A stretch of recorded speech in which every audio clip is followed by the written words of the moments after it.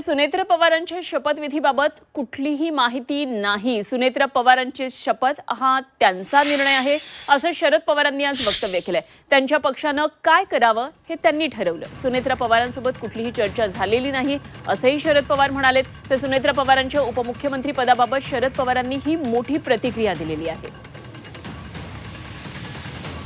अजित पवार यांचं अपघाती निधन झाल्यानंतर संपूर्ण पवार कुटुंबावर खरं तर दुःखाचा डोंगर कोसळला। संपूर्ण महाराष्ट्र हळहळला आणि या सगळ्याची प्रचिती आपल्याला दृश्यांच्या माध्यमातून येतच होती। सगळं पवार कुटुंब एका छताखाली सध्या राहतं आहे। मात्र तरी देखील सुनेत्रा पवार या उपमुख्यमंत्री पदाची आज शपथ घेणार हे आपल्याला माहिती नाही असं शरद पवारांनी म्हटलेलं आहे। या शपथविधी संदर्भातली माहिती नव्हती आणि सुनेत्रा पवार या त्यांच्या उपमुख्यमंत्री पदाबाबत सुद्धा माहिती नाही असं शरद पवार म्हणाले। त्यांच्या पक्षानं काय करावं हे त्यांनी ठरवलेलं आहे। या संदर्भात माझ्याशी कुठलीही चर्चा झालेली नाही असं शरद पवार यांनी सांगितलं।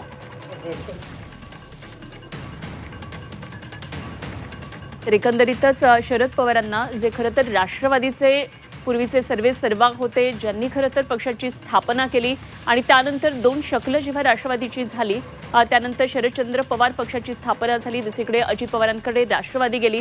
मात्र त्या शरद पवारांना या संदर्भातली माहिती नसावी आणि एकाच छताखाली राहणाऱ्या सध्याच्या पवार कुटुंबियांना या संदर्भातली माहिती नसावी याबाबत खरंच राजकीय वर्तुळातून सुद्धा आता आश्चर्य व्यक्त होत आहे। नेमकं यामागे काय राजकारण आहे या संदर्भात सध्या ज्या अनेक घडामोडी घडत आहेत त्यामधून आपल्याला काही काळामध्ये स्पष्ट होणार आहे। आजचा दिवस हा राजकारणाच्या दृष्टीने अत्यंत महत्त्वाचा ठरणार आहे आणि तेही राष्ट्रवादीच्या दृष्टीने खूप महत्त्वाचं ठरणार आहे। कारण सुनेत्रा पवार आज उपमुख्यमंत्री पदाची शपथ घेतील आणि त्याचप्रमाणे विधिमंडळाचा गटनेता कोण असावा या संदर्भातली एक महत्त्वाची बैठक आज दुपारी 2 वाजता होणार आहे।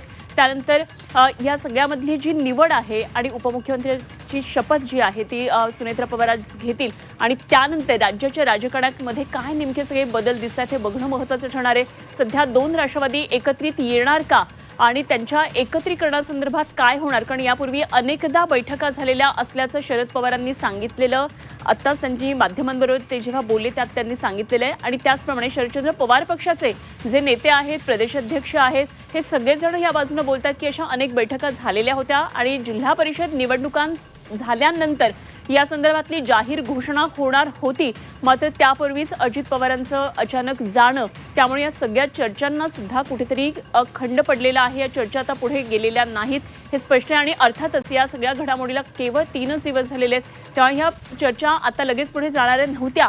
मात्र राष्ट्रवादी पक्षाकडून ज्या काही अंतर्गत हालचाली झाल्या आणि या संदर्भात मात्र बरेच प्रश्न उपस्थित होत आहेत। ते शरद पवार नेमकं काय म्हणाले आता माध्यमांसमोर बोलताना एकदा आपण ऐकूया।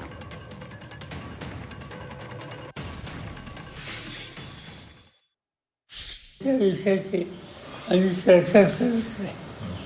ही चर्चा इथं झाली नाही। ही जी चर्चा मी वाचतोय ती ती मुंबईच आहे। शेख कपूर पटेल, शेख तटकरे हे पक्षाचे प्रमुख आहेत, तो त्यांचा अधिकार आहे। त्यांना त्याच्यामध्ये प्राधान्याने काय करावं हे त्यांनी ठरवलेलं दिसतंय। त्याच्या आम्ही कधी भाष्य करणार नाही त्या विषयाची।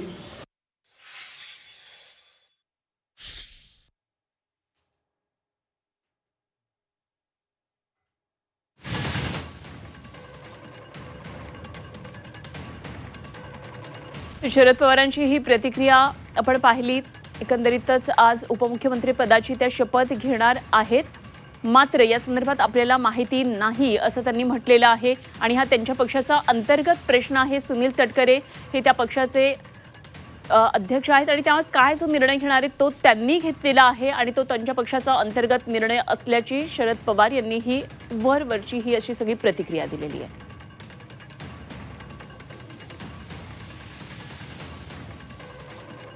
हा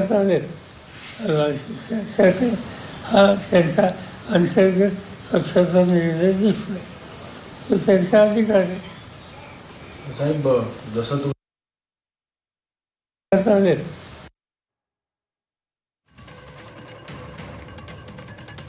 ते दोन्ही राष्ट्रवादीचं एकत्रीकरण होणार का या संदर्भात सध्या राज्यभर खरं तर राजकीय वर्तुळामध्ये जनतेमध्ये एक प्रकारची चर्चा होते आणि या संदर्भात एक मोठी बातमी येते। दोन्ही एनसीपीचं एकत्रीकरणाची चर्चा आता एकंदरीत या सगळ्या वक्तव्यानंतर फिसकटलेली आहे असे संकेत मिळतात। अजित पवार आणि जयंत पाटील यांची ही चर्चा सुरू होती असं शरद पवारांनी म्हटलंय। अजितदादांच्या मृत्यूनंतर मात्र या चर्चांमध्ये खंड पडल्याचं त्यांनी म्हटलंय आणि एकत्रीकरणासंदर्भात शरद पवारांनी ही मोठी माहिती दिली आहे।